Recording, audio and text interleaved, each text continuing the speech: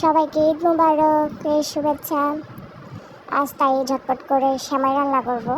ঈদের দিনে সকালবেলা তো সবার ঘরেই সেমাই হয়, তাই আজকে সেমাই নিয়েছি। এখন তারপর কাঠবাদাম আর কাজু বাদাম নিয়েছি।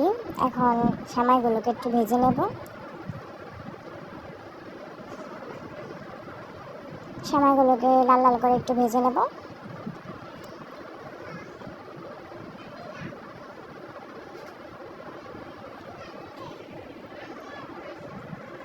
এই লাচ্ছা সেমাইটা অনেকেই ভালো খেতে হয়, তাই এটাই নিলাম আজকে। কাজু বাদাম দিয়ে দিলাম সেমাইটার সাথে, একটু ভাজা হয়ে যাবে। আগে থেকে দুধটা গরম করে নিয়েছিলাম। এখন দুধটা ঢেলে দেবো, ঢেলে নেড়ে নেব ভালো করে। এখন পরিমাণ মতো চিনি দিয়ে দেবো। যার যতটুকু প্রয়োজন সে ততটুকুই দেবেন চিনি।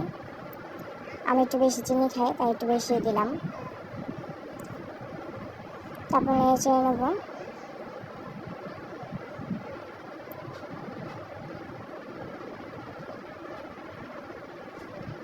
এই তো প্রায় হয়ে এসেছে।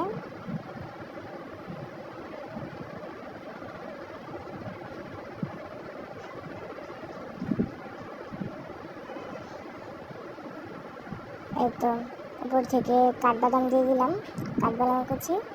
এই তো রেডি হয়ে গেল আমাদের লাচ্ছা সেমাই।